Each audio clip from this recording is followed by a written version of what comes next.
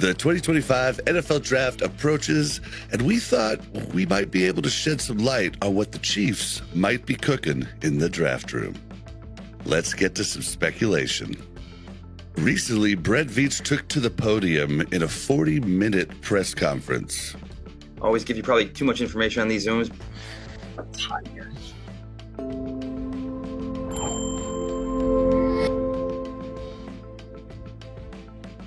Veach was first asked about his 3 big-name free agent acquisitions: left tackle Jalen Moore, running back Elijah Mitchell, and quarterback Christian Fulton. Let's hear what he had to say. The goal and the objective is always to position yourself and your team so that when you get to the draft, you can unlock the full potential of your board and not have to be stressed out and take the best player available. Now, how you go about that is different every year, right? I mean, depending on your cash and cap and what players are available and how many players you're losing and what have you. So it's a unique challenge every year. And I think, though, over the years, one thing that we've shown is we're going to put a high priority on offensive line, defensive line. And you start off with Jalen Moore. I don't think it's a secret. We want to get some stability there at the left tackle position. He's a guy that I think the only downside was just the lack of starts during his career. Now, when you consider the fact that he played behind a first ballot Hall of Fame player in Trent Williams, you can see why. But he's athletic. He's a smart kid. And, we did a lot of work on him during the pre-draft process years ago. Always had taken a liking to the kid. Thought he had a game that translates. And credit to him that when he had a chance to go out there and log 6-7 starts last year, he did a really good job. Now the next step is maintaining that level of play throughout the course and the duration of a season. But again, we're super excited to add him and hopefully provide some stability to that left side of the line. Consistent play on that left side was important to us, and I don't think that process will stop. We'll continue in the draft to address the offensive line. And then on the defensive side, losing LJ last year, and Jalen Watson was having a really good year. He got hurt. Nazi got hurt last year. We had some guys get banged up. The way Steve does things on that back end requires a lot of depth there. You can never have enough good corners. Christian was a guy that we liked coming out as well. And in fact, I think it was the COVID year. He was right there, and I think he went a few picks before we ended up, I think, selecting Willie Gay. But a guy we did a lot of work on and liked him. And then Elijah Mitchell, maybe listen, we're going to the well again.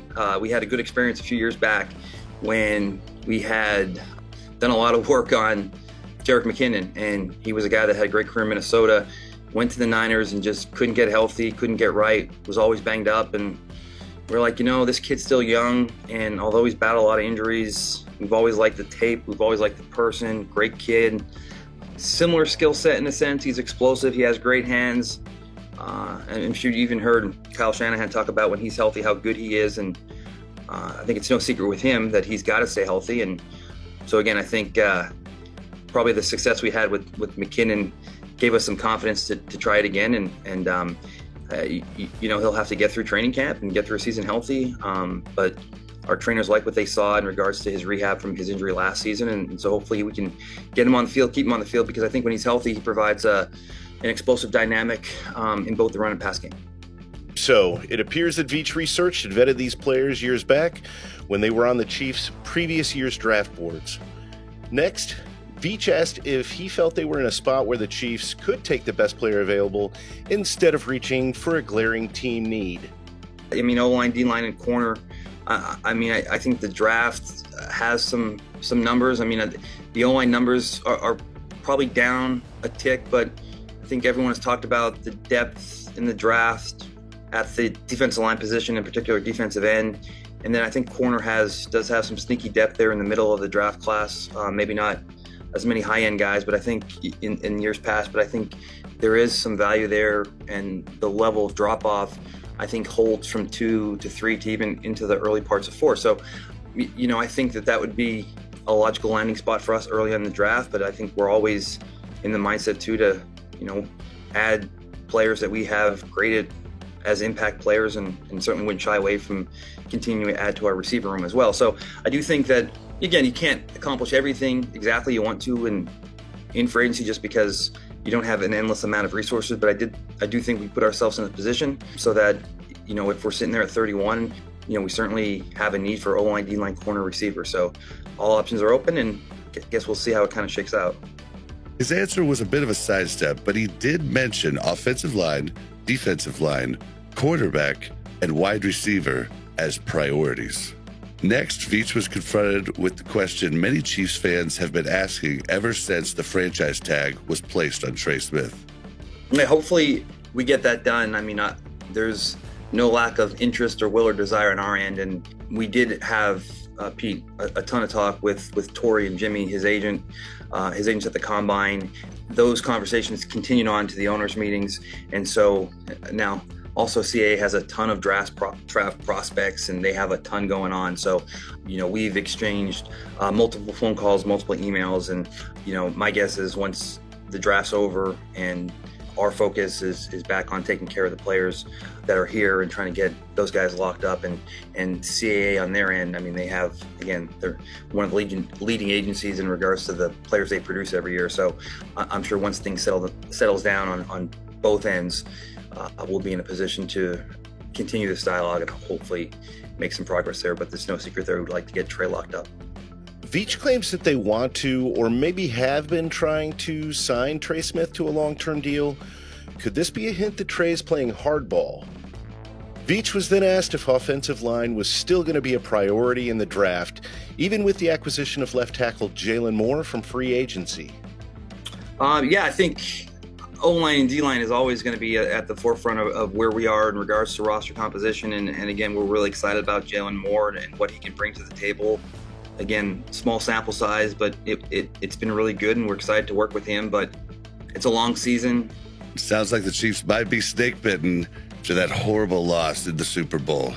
Maybe they're going to take an Eagles approach and heavily solidify the offensive and defensive lines. A bit later, Brett Veach was asked if he was comfortable with our current running backs and wide receivers. Let's see what he had to say. The running back class is probably the deepest class in the draft. I mean, I think you can get a really good player from rounds 1 through 5. So, yeah, I mean, look, with all these players, you're a few bad weeks away from having no depth at all. I mean, I know I've always said the story a few years back of that defensive end position where we had a 2 or 3 week span where we lost multiple guys. And, last year Pacheco got hurt early on. And I mean, we always want to surround Pat with playmakers, and, the more talented wideouts you can throw on the field at one time is something important to us, and depth at running back. And look, this kickoff role too, I mean, ideally, it would be advantageous for us to identify a receiver and or running back that has explosive playmaking ability on both ends. Remigio did a great job, but again, we're always pushing the envelope to get 1% better. And if we can add another dynamic element to both return phases, that would be something that would make sense. So it's not just wanting to continue to add explosive playmaking at the running back or the receiver position. It's also the return game. And so I do feel good about that running back stack. Again, I think it's probably a consensus throughout the draft community and the work that you guys have all done, that there's a ton of running backs. And, I think that there'll be a good chance that one of these picks ends up being one of those players, just because there's so many of them and they're all really good. And the discrepancies between the running back you have in 4th or 5th is really close, or 4th and 3rd is really close. So I think there's a good likelihood that, one of those players ends up on our roster, and hopefully they're a dynamic returner as well. I took this response to indicate that Veach believes that from week to week in the NFL, injuries can just leave you lacking. He mentioned the plethora of running backs in the draft as well. One last thought from me: I really appreciate the Chiefs' forward thinking with the new kickoff rules and how that might be a big change to the league in 2025. Next, Veach talks about the difficulty in keeping star players like Trey Smith, George Karlaftis, and Trent McDuffie. He also touches on the hard decision to trade Hall of Famer Joe Thuney. We're going to have dialogue with them. But to your point, as the years go on and we hope to keep this winning tradition up and have sustained success, it only becomes more difficult. And knew early on that we would be limited. And, that was obviously the reason why we had to make that trade with Chicago with Thuney. I mean, that was a player that we loved, and it was gut-wrenching to have to do that, but you had to do it.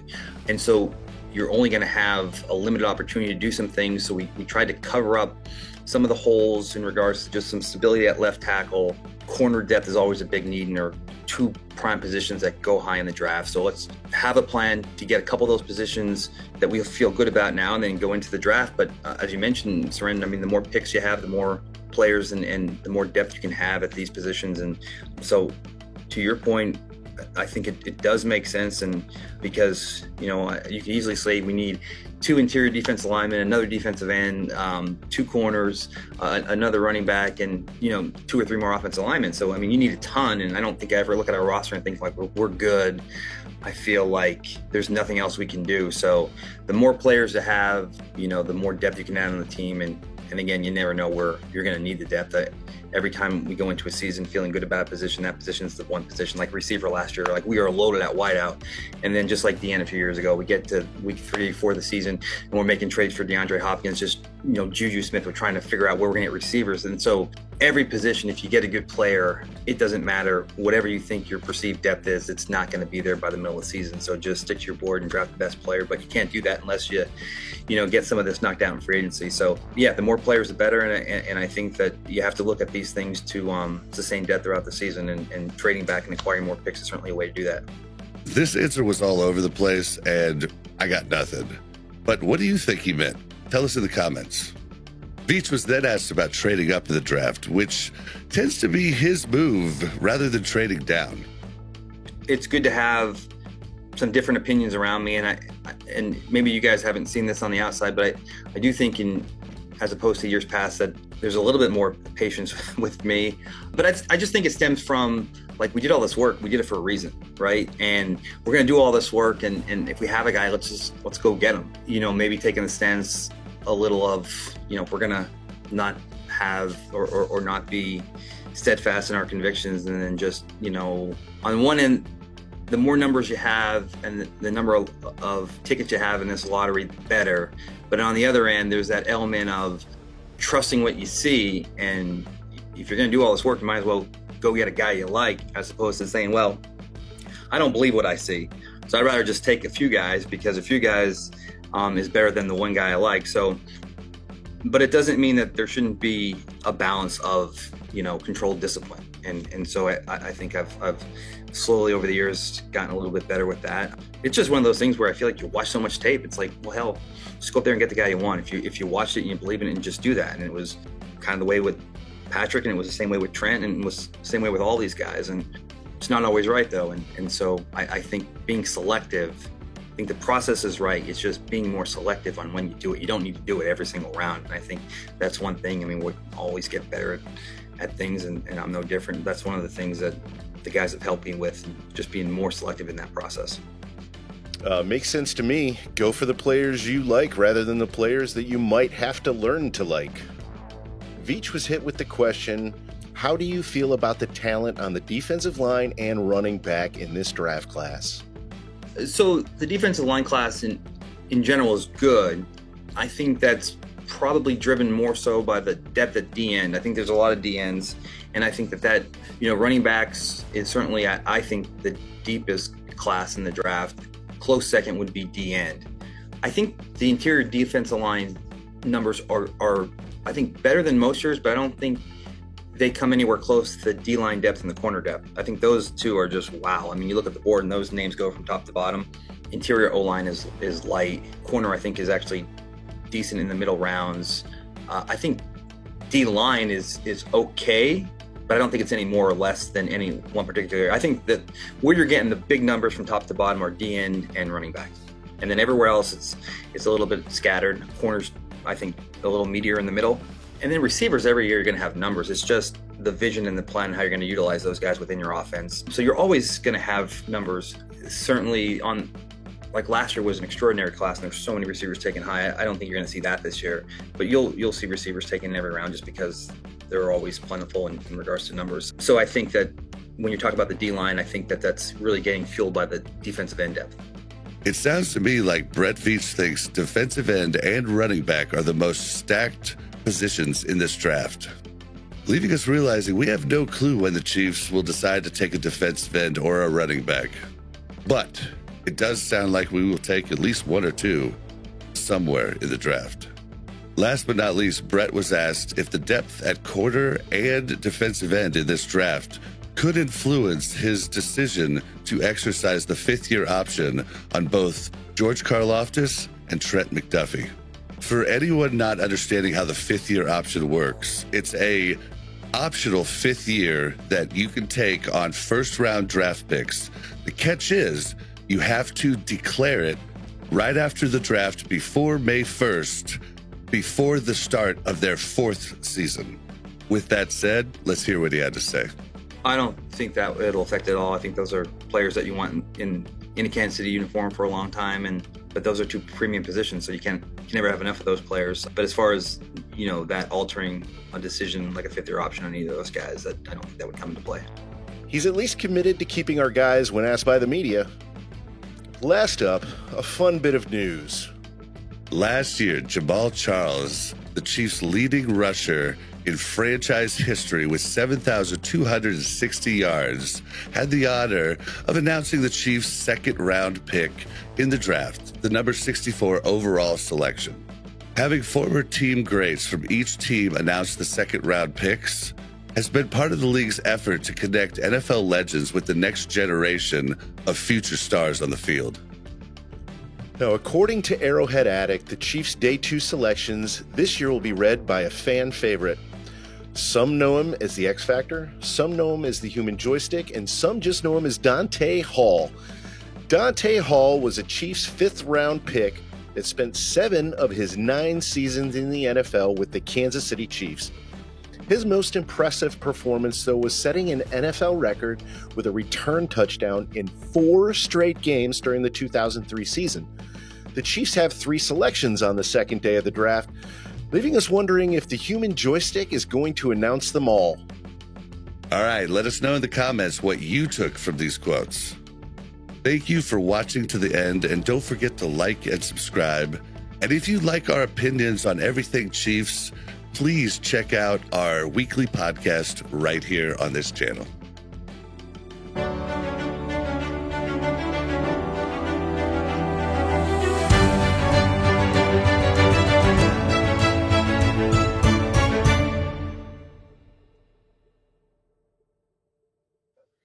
https://arrowheadaddict.com/Chiefs-fans-will-absolutely-love-who-is-Kansas-cities. That's too much.